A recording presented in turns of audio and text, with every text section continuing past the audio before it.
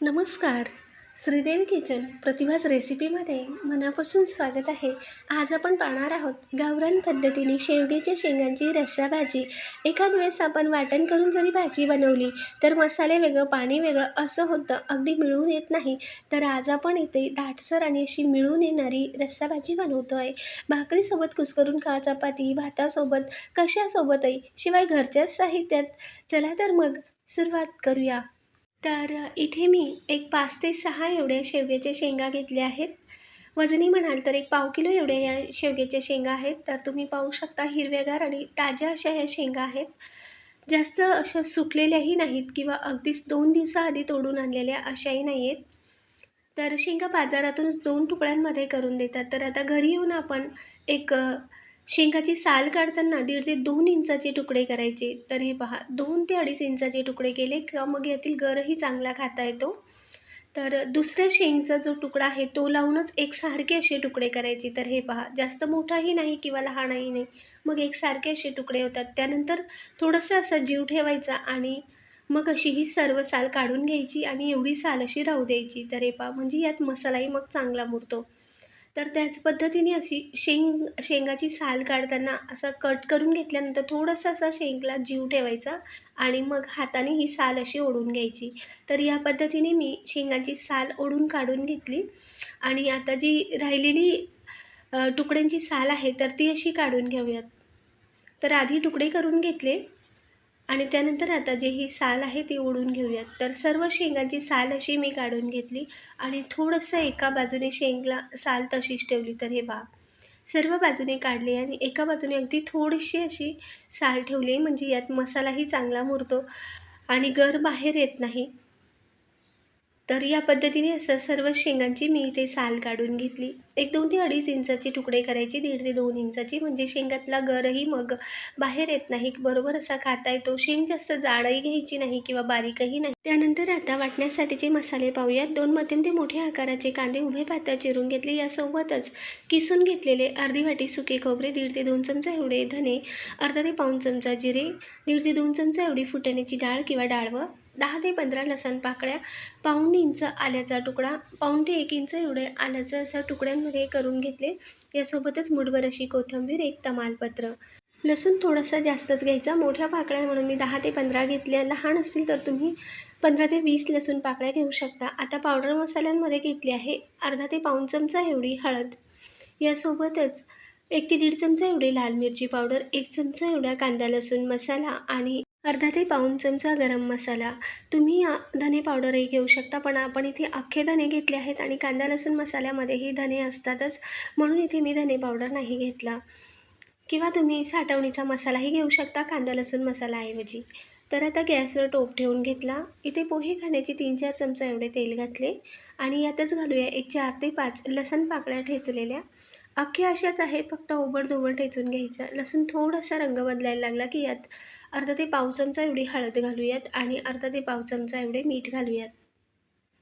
आता लसूण लालसर होत आला की यात घालूया आता धुवून घेतलेल्या पाणी निथळून घेतलेल्या शेवग्याच्या शेंगांचे तुकडे किंवा शेवग्याच्या शेंगा आणि मध्यम ते मोठ्या आचेवर शेंगा तेलात चांगल्या परतवून घेऊयात. 2 मिनटं चांगल्या तेलात भाजल्या गेल्या पाहिजेत इतपत चांगलं परतवून घ्यायचं. आणि शेंगा घेताना जास्त जाडही शेंगा घेऊ नये, मग त्या खातानाही कडकड लागतात. अगदी टचटच अशी बी असतं त्यात, म्हणून मध्यम अशी शेंग घ्यायची किंवा जास्त बारीकही शेंग घेऊ नये, मग शेंगांचा गरही बाहेर येतो. म्हणून मध्यम अशी हिरवीगार शेंग घ्यायची. त्यानंतर आता यात घालूया पाणी. शेंगा चांगल्या परतवल्यानंतर इथे मी 1 ते 1.5 ग्लास एवढं पाणी घातलं. जास्तही पाणी घालायचं नाही, मग सूपही अगदी पांचट होतो किंवा रस्सा आपला वाढूनच होतो. म्हणून बेतानेच असं पाणी घालायचं आणि पहिली उकळी चांगली खळखळ अशी फुटली की गॅस आता मंद ते मध्यम आचेवर करून यावर झाकण ठेवायचं आणि असं अर्धवट झाकण ठेवायचं. आता शेंगा शिजतायत तोपर्यंत इथे आपण मसाले भाजून घेऊयात. तर गॅसवर मी कढाई ठेवून घेतली. अगदी पोहे खाण्याचं अर्धा चमचा एवढे तेल घातले आणि यात सुके खोबरे घालूयात. किसलेले खोबरे घातल्यावर मंद आचेवर खोबरे चांगलं भाजून घेऊयात. असा तांबूस रंग होत आला की तेव्हा आपण खोबरं काढून घेऊयात आणि ह्याच कढईत आता घालूयात धने, धनेसुद्धा मस्त असे खमंग भाजूयात. अजिबात मी गॅस मोठ्या आचेवर केला नाही आहे, मंद आचेवरच भाजायचे धने. आणि चांगला सुगंध यायला लागला की तेव्हा यात आपण डाळवं घालूयात. डाळ आधीच भाजलेली असते म्हणून अगदी थोडंसंच भाजून घ्यायचे. तर डाळव्यासाठी आपण इथे अगदी थोडंसं तेल घालूयात. पुन्हा मी अर्धा ते पाव चमचा एवढे तेल घातले आणि तेलात आता डाळवंही काही सेकंद असं भाजून घेऊयात. तर धने आणि डाळवं तेलातून थोडंसं परतवून भाजून काढून घेऊयात. आता याच कढईमध्ये पुन्हा पोहे खाण्याचे 1 चमचा एवढे तेल घातले आणि यात घालूया आता उभा पाता चिरून घेतलेला कांदा. आता कांदा तेलात चांगला परतवून घेऊयात. धने भाजताना आपण गॅस मंद आचेवर ठेवला होता. आता मात्र गॅस मध्यम आचेवर करायचा आणि मध्यम आचेवर एकसारखा कांदा भाजायचा.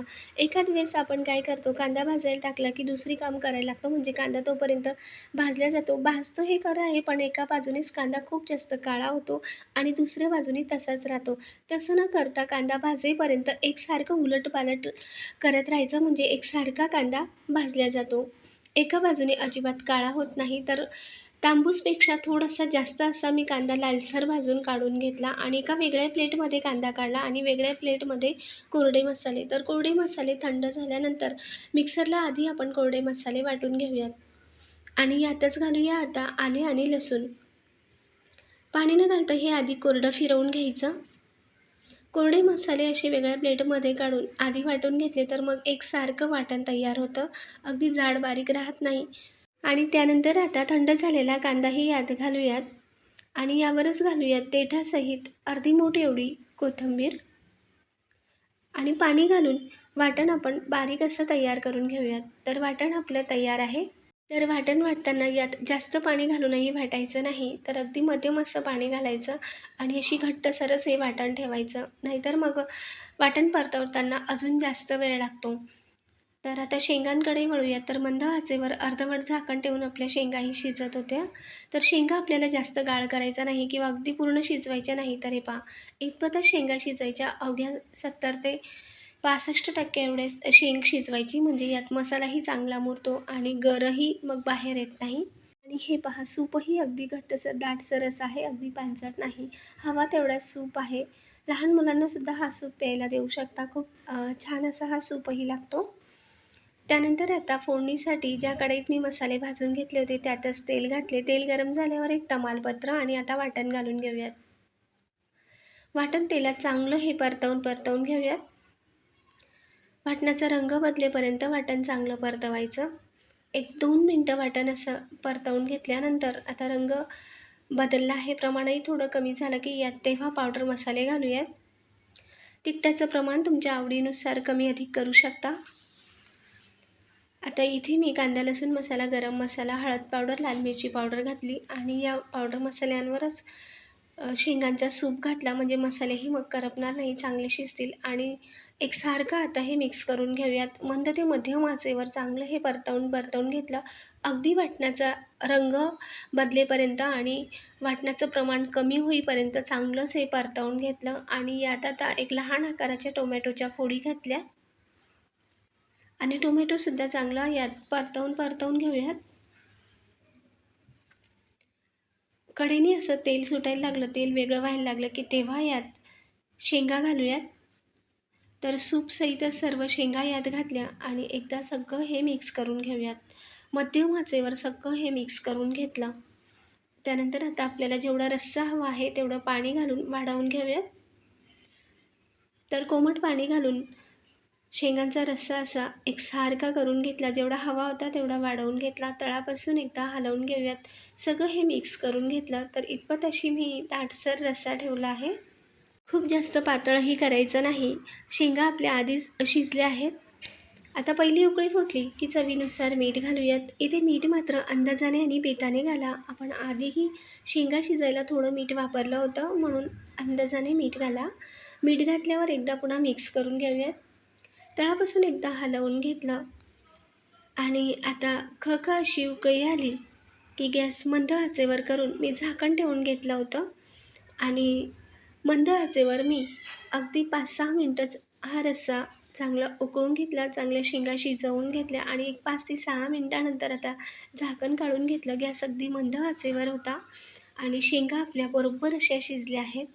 वरून चिरलेली कोथिंबीर घालून गरमागरम गावरान पद्धतीने शेवग्याचा शेंगांचा रस्सा सर्व्ह करूयात. तर हे पहा, शेंग ही अख्खी आहे, गरही बाहेर आला नाही आणि रस्साही अगदी दाटसर आणि घट्टसर असा. झाकण ठेवून आपण शेंगा ही 5 ते 6 मिनिटं मंद आचेवर शिजवून घेतले. आतपर्यंत शेंगांचा रस्सा मुरला आहे.